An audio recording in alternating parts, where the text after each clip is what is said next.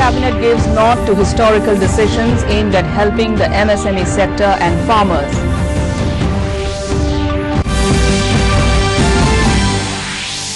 Three-phase of unlock plan begins in the country.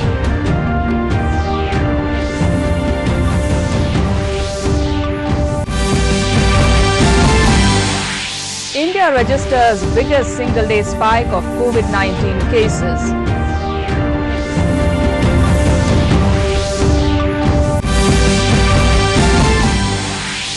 The world is facing one of the biggest crises since the two world wars, says Prime Minister Modi.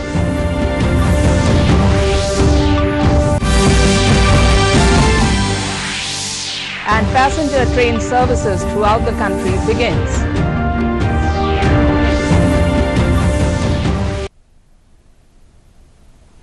Good evening and welcome to the Northeast News. This is Joshna Borua with the news in detail. Union Cabinet today gave nod to historical decisions aimed at helping the micro, small and medium enterprises, MSMEs and farmers. Briefing media in New Delhi, Information and Broadcasting Minister Prakash Javadekar informed that the Cabinet has further revised the definition of MSMEs, a decision which will lead to inclusion of many industrial units under IT's ambit.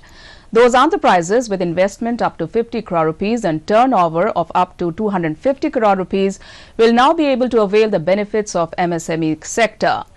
All export turnovers of such enterprises will also remain exempted from the total turnover. Speaking on this occasion, MSME Minister Nitin Gadkari said the Cabinet has also approved distressed MSME fund of 20,000 crore for extending helping hand to the enterprises in distress.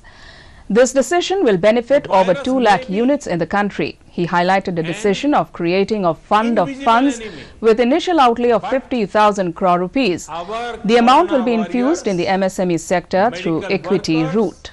Are invincible. In the battle of invisible versus invincible, our medical workers are sure to win. After over 2-month-long coronavirus-induced lockdown, the country on Monday entered the first phase of 3-phase unlock plan announced by the Union Ministry of Home Affairs. The lockdown, however, will continue in containment zone for 1 more month till June 30. The 4th phase of lockdown came to an end on Saturday. The lockdown 4 was by far the worst phase of COVID-19, purely in terms of numbers, and witnessed doubling of coronavirus cases in the country. According to the Union Health Ministry, the death toll due to COVID-19 has risen to 5,394 and the number of cases climbed to 1,90,535 in the country, which registered biggest single-day spike of 230 deaths and 8,392 cases till Monday 8 a.m. India is the 7th worst hit nation by the novel coronavirus pandemic. The number of active COVID-19 cases stand at 93,332, while 91,819 people have recovered and 1 patient has migrated, the ministry said. The total number of confirmed cases includes foreigners. Out of the total 5,394 fatalities, Maharashtra tops the tally with 2,286 deaths, followed by Gujarat with 1,038 deaths and Delhi with 473. Assam has recorded a total of 51 new COVID-19 positive cases in the last 24 hours. Assam Health and Family Welfare Minister Himanta Biswa Sharma today in 3 different tweets said out of 51 new COVID-19 positive cases, 14 are from Dibrugarh, 11 from Borpeta, 5 each from Udalguri and Soraido, 4 from Dhemaji, 3 each from Dorong, Dhubri and Tinsukia, and 1 each from Sibsagar, Sonitpur and Nagaon district. In another 2 tweets, the minister informed that 22 and 6 more COVID-19 positive cases have surfaced in the state, while his 3rd tweet informed about 6 new COVID-19 positive cases in the state. This takes the total COVID positive cases in the state to 1,390, out of which 1,106 are active. The COVID-19 death toll in the state still stands at 4. Coronavirus is continuing its spread across the world with over 62,29,000 confirmed cases. More than 3,74,000 people have lost their lives in the COVID-19 pandemic. The US so far has the largest number of COVID-19 positive cases, according to the Johns Hopkins University. The US has the highest number of COVID-19 fatalities with more than 1 lakh deaths. Meanwhile, Brazil and Russia have witnessed a spurt of COVID-19 cases and emerged as the new coronavirus hotspots. The UK, Italy, France and Spain are the worst hit European countries. Nagaland Chief Minister Neiphiu Rio today convened a cabinet meeting at the Civil Secretariat Conference Hall to take stock of the situation and take certain measures in the fight against COVID-19. He said all the returnees are already in the state and tested negative will be sent back to their own respective districts to make space for the new returnees. Rio said that the returnees from Northeast Green Zone will also be moved out to their own home district, and the returnees from Chennai will also be moved starting from tomorrow, according to the space availability. Amidst lot of negativity during the round in the state, the Chief Minister said people should live positively and not COVID-19 positive, but a positive life. In the midst of COVID, Economic Advisory Committee has submitted report to Assam Chief Minister. The 8-member Economic Advisory Committee, under the leadership of former IS officer Subhash Das, was constituted in April. The Assam government's attempts to kickstart the economy received a boost today as the recently constituted Economic Advisory Committee, under the chairmanship of retired IS officer Subhash Das, submitted a preliminary report. The 8-member committee, formulated in April to provide economic guidance as the nation was battling coronavirus, submitted the report during a meet held at the Brahmaputra Guest House in Guwahati. In the meeting, Assam Cabinet Ministers Himanta Biswa Sharma, Otul Bora and Chandra Mohan Patwari were also present. In Arunachal Pradesh, Chief Minister Pema Khandu said on Monday that the government has initiated a long-term policy for developing robust health infrastructure in the state to fight the COVID-19 pandemic. The government has decided to utilize funds under Northeast Special Infrastructure Development and Northeast Council for upgrading the state's health sector, he said.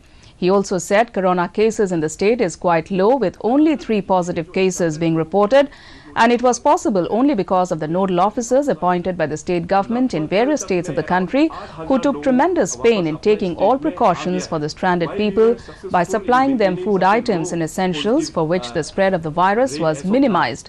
Khandu said the government had also released an amount of 15 crore rupees under the Mukhyamantri Rogi Kalyan Kosh to the districts, besides reducing the salaries of all lawmakers by 30% from April this year to March 2021.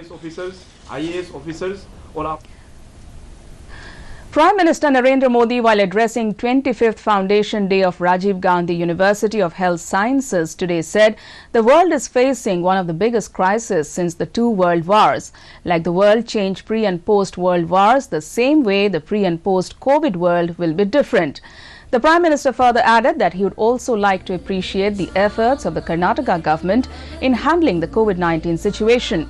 Prime Minister Modi said at the root of India's brave fight against COVID-19 is the hard work of the medical community and our corona warriors. In fact, doctors and medical workers are like soldiers, but without the soldier's uniform. The virus may be an invisible enemy, but our corona warriors, medical workers, are invincible. The Prime Minister said India is broadly working on 4 pillars. The first is preventive healthcare. The second is affordable healthcare. The third is improvements on the supply side. And the 4th pillar is mission mode implementation.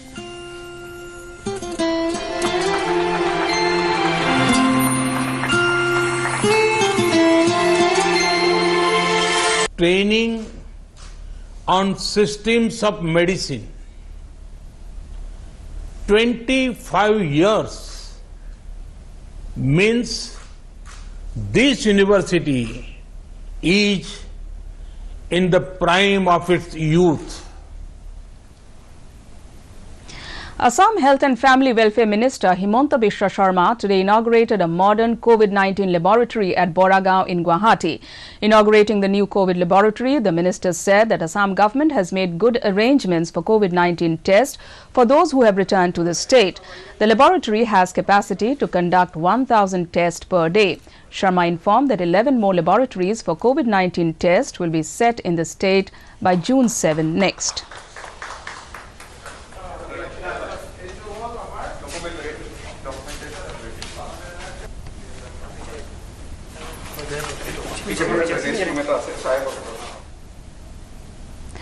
Passenger train services throughout the Indian Railways started from today with the beginning of operations of 200 passenger trains. Booking of all these trains had commenced on 21st of May 2020. Around 26 lakh passengers booked for advanced reservation period 1st to 30th June 2020. These are fully reserved trains having both AC and non-AC classes. General coaches have reserved sitting accommodation. These special train services are in addition to the existing Shramik special trains being run since 1st of May and passenger special AC trains being run since 12th of May 2020. Stoppages have been decided in consultation with respective state governments. In the NFR area, out of 6 special trains, 3 starts from today. These are Guwahati-Jorhat Town Janashatabdi Express, Dibrugarh-Delhi Brahmaputra Mail, Alipurduar Junction Delhi Mahananda Express. All these trains are being run as per timings of public timetable and following the normal route to their respective destinations. In an interactive session held at the Assam Administrative Staff College, Assam Agriculture Minister Otul Bora said that the State Agriculture Department is working on a roadmap to improve the agri sector and increase the quantity of high-quality agro products. He assured to get all the stakeholders engaged in the process of enhancing the quantity of state agro products and also its preservation for long time. On the other hand, Bora announced to set up 25 knowledge centers across the state with the help of NABARD. He also assured to create employment opportunities for the youth who lost their livelihood due to this pandemic. Flood situation in Assam today showed signs of improvement in terms of decrease in the number of affected people. The death toll in the first spate of floods this year in Assam rose to 9. Over 3.81 lakh people in 7 districts of the state have been affected.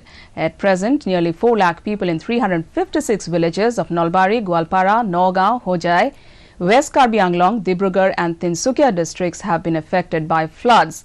Nearly 22,000 persons displaced due to floods are now taking shelter in 190 relief camps in 4 of the affected districts. To end the news, the headlines once again. Union Cabinet gives nod to historical decisions aimed at helping the MSME sector and farmers.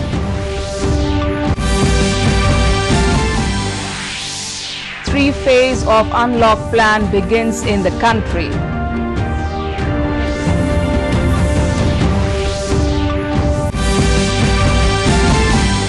India registers biggest single-day spike of COVID-19 cases.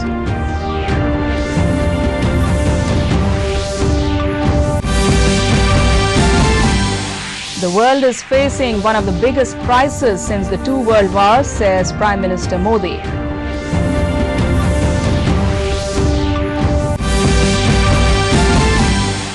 And passenger train services throughout the country begins.